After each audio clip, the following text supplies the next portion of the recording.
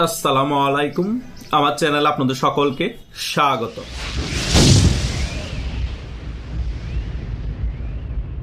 এনসিপির দুই নেতা হঠাৎ করে মরণের চুলকানি উঠছে। এই টোকাই দুই নেতা হঠাৎ করে বলা শুরু করে দিয়েছে, আমরা ইশারায় দিলে আবার আরেকটি গণ অভ্যুত্থান হবে। এই দুই নেতাকে জানেন? একটা হচ্ছে মলম হাসনাত, আর একটা হচ্ছে সার্ভিস আলম। আমার কথা হচ্ছে, তোরা কোন হনু হয়ে গিয়েছস যে তোদের ইশারায় আবার গণ অভ্যুত্থান হবে? তারা যে 12 ফেব্রুয়ারি একটি মামু ভাগ্নে নির্বাচনের পর আরেকটি ষড়যন্ত্র করতেছে, আরেকটি মেটিকুলাস ডিজাইনের জন্য তারা ছক আঁকতেছে। আমি মোটামুটি ক্লিয়ার হয়ে গিয়েছি। কেন ক্লিয়ার হয়ে গিয়েছি?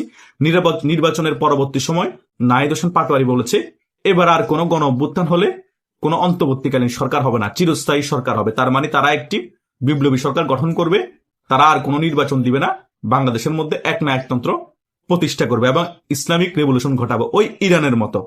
এই প্ল্যানে তারা আগাচ্ছে। তারা সেই কারণে এখন আস্তে আস্তে করে নর্মাল বক্তব্য দিয়ে মোটিভ তৈরি করার চেষ্টা করছে। সেই কারণে এই মলম হাসনাত এবং সার্ভিস আলম বলা শুরু করে দিয়েছে যে আমরা ইশারা দিলে আরেকটা গণ অভ্যুত্থান হবে।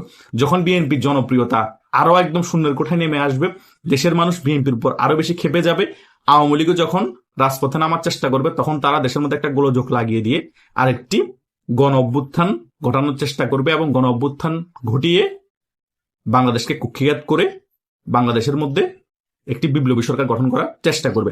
সেটা হওয়ার সম্ভাবনা খুবই কম, কিন্তু তারা সে চেষ্টায় আছে। তারা এবারের চেষ্টায় ব্যর্থ হয়েছে, কিন্তু পরের বারের চেষ্টায় তারা এই ভুলগুলা করবে না। তারা 100% বিপ্লবী সরকার গঠন করবে, কোনো অন্তর্বর্তীকালীন সরকার হবে না এবং কোন নির্বাচনও তারা দিবে না যদি তারা সাকসেস হয়। কিন্তু আমার মনে হয় তারা সাকসেস হওয়ার সম্ভাবনা কম, কারণ এই মলম হাসনাতি বলেছিল 5 আগস্টের পরবর্তী সময় হয়তো এবার, না হয় নেভার। কারণ হাসনাত আব্দুল্লাহ যে শিবিরের সক্রিয় কর্মী আমরা ভালো করেই জানি।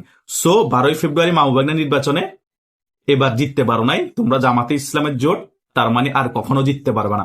যতই মেটিকুলাসলি ডিজাইন করো, যতই ষড়যন্ত্র করো, আর একটি গণ অভ্যুত্থান ঘটা বা নির্বাচন দিবা না, কিছু দিবা না, তোমরাই আজীবন সরকার চালাবা, তোমরা আজীবন সরকারে থাকবা, এগুলো তোমাদের স্বপ্ন। কথা বুঝতে পেরেছ? এটা 100% ধরে রাখো। আওয়ামী লীগ খুব শীঘ্রই ফিরছে, বাংলাদেশের রাজনীতিতে দাপটের সহিত ফিরছে। অলরেডি বিভিন্ন আইনজীবী সমিতির নির্বাচনের মধ্যে বিএনপি থেকে আওয়ামী লীগ বেশি জয়লাভ করছে। তোমরা 0-0 করে পাচ্ছ, তোমাদের সংখ্যা 0 হয়ে গিয়েছে। কথা বুঝতে পেরেছ?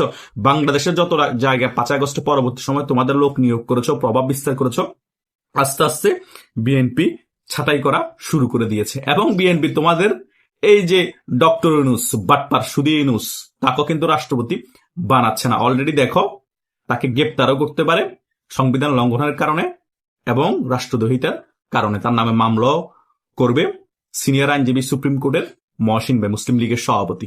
কই যাবে তোমাদের এই সুদী ইউনূস?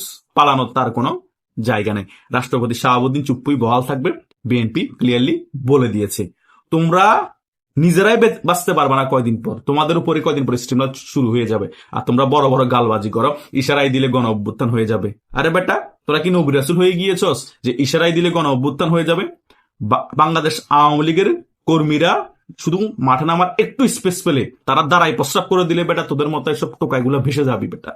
5 আগস্ট ষড়যন্ত্রমূলক ভাবে কিভাবে ব্রেন ওয়াশ করে জনগণকে রাজপথে নামিয়ে ফেলেছ, সেনাবাহিনী তোদের পক্ষে ছিল, আমেরিকা তোদের পক্ষে ছিল, পাকিস্তান তোদের পক্ষে ছিল, কিভাবে কিভাবে একটি গণ অভ্যুত্থান হয়ে গিয়েছে মনে করেছস তোরা অনেক কিছু করে ফেলেছস, বালফালায় তাল গাছে তুলে ফেলেছস।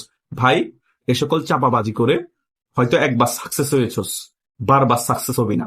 বিএনপি জাস্ট একটু স্পেস দেখ বাংলাদেশ আওয়ামী লীগকে রাজনীতিতে ফিরে আসার। এই রিসেন্টলির মধ্যে তোদের একটাকে খুঁজে পাওয়া যাবে না। আমি সে কারণে ভিডিওর প্রথমে বললাম না, তোদের মরণের চুলকানি হচ্ছে। বিএনপি তোদেরকে কিচ্ছু করবে না, বিএনপি জাস্ট আওয়ামী লীগের উপর দমন নিপীড়ন করবে না। এটা বন্ধ করে দিলে হয়ে যাবে, আর আওয়ামী লীগের অফিসগুলো খুলতে দিলে হয়ে যাবে। তারপরে দেখবি তোদের কোথায় যাবে, তোদের এমপিগিরি কোথায় যাবে, তোদের চাপাবাজি কোথায় যাবে, ইশারায় গণ অভ্যুত্থান দেওয়া। ওই ইশারার আঙ্গুল তোদের পাশায় ঢুকিয়ে দিবে আওয়ামী লীগের কর্মীরা সুযোগ পেলে। এখনো বিভিন্ন জায়গায় শুনুস না, একটু সুযোগ পেলে কোপায় মেডিকেলে পাঠায়, একটু সুযোগ পেলে গণদোলায় দিয়ে মেরে ফেলার চেষ্টা করা হয়। বিএনপিও মারে, আওয়ামী লীগও মারে। কথা বুঝোস নাই? 16-17 মাস বাংলাদেশের জনগণকে অনেক জ্বালাইছস ইশারার মাধ্যমে, অনেক মপ করছস ইশারার মাধ্যমে, অনেক টাকা বিদেশে পাচার করছস। ইশারার মাধ্যমে আওয়ামী লীগের নিরীহ কর্মীদেরকে হত্যা, গুম, খুন করছস, নিরীহ কর্মীদেরকে ইশারার মাধ্যমে জেলে ভরছস। এখন আর তোদের ইশারা জনগণ চায় না, এখন জনগণ ইশারা দিবে, বাংলাদেশ আওয়ামী লীগ ইশারা দিবে তোদেরকে মারার জন্য, তোদেরকে গণধোলাই দেওয়ার জন্য। এবং তোরা যে টাকা লুটপাট করেছস ওই টাকা হিসাব চাওয়ার জন্য। ওই টাকা হিসাব না দিতে পারলে জনগণই ইশারা দিয়ে তোদের গণধোলাই দিয়ে মেরে ফেলবে, বিদেশে পালাতে পারবি না। তোরা কিসের ইশারা দিবি? বাটপার গুলা, বাটপারি করার জায়গা বাস না। বাংলাদেশের মধ্যে যত বাটপারি নতুন নতুন ভাবে আবিষ্কার হয়েছে, সকল বাটপারি তোদের কাছ থেকে জনগণ শিখেছে। তোরা হচ্ছে যে বাংলাদেশের বাটপারির জনক। এক তোদের গুরু আছে আসিফ নজরুল, সে উপদেষ্টা হওয়ার আগে 26 লক্ষ ভারতীয় বাংলাদেশে চাকরি করে, 26,000 ভারতীয় বাংলাদেশে চাকরি করে দেখাতে পারে নাই। কত বড় মিথ্যাবাদী বাটপার ছিল আসিফ নজরুল। সে আইন উপদেষ্টা হয়ে তার ভরে দিয়ে হাজার হাজার কোটি টাকা বিদেশে পাচার করেছে। এক তথ্য মতো 14,000 কোটি টাকা বিদেশে পাচার করেছে। তোদের সারও বাটপার, তোরও বাটপার, এবং তোদের গুরু যে ডক্টর ইউনূস সে তো আরেক বাটপার, সে তো শুধু ইউনূস। কথা বুঝোস নাই? সে সমকামী প্রমোট করে। তোদের গুরুও বাটপার, তোদের শিক্ষকও বাটপার, সবাই তো বাটপার। কথা বুঝোস নাই? তোরা নিজেরা হইছিস বাটপার। তোরা হুট করে আঙুল ফুলে কলা গাছ হয়ে গিয়েছস, নতুন বন্দোবস্ত করবি, আওয়ামী লীগের নেতাদের নামে সমালোচনা করস। তোরা নিজেরা গুজা, আরেকজনকে সুজয় শোয়ার কথা বলে লাভ আছে? গুজারা কি সুজয় শুতে পারে সহজে? পারে না তো। তোরাও দুর্নীতিগ্রস্ত, আওয়ামী লীগের নেতারাও দুর্নীতিগ্রস্ত ছিল। এখন আমরা পরিমাপ করবো কিভাবে? কে বেশি করেছে, কে কম করেছে? আওয়ামী লীগের 16 বছর আমরা যা দুর্নীতি হয়নি, তোরা সেটা 16-17 মাসে করে দেখিয়েছো। তার মানে তোরা আরো বড় দুর্নীতিগ্রস্ত। আওয়ামী লীগের নেতাদের যদি বিচার হয়, তোদের বিচার ডাবল হতে হবে। কথা বুঝছ না? আওয়ামী লীগের নেতাদের সাথে সাথে তোদেরকে লটকায় ফেলতে হবে।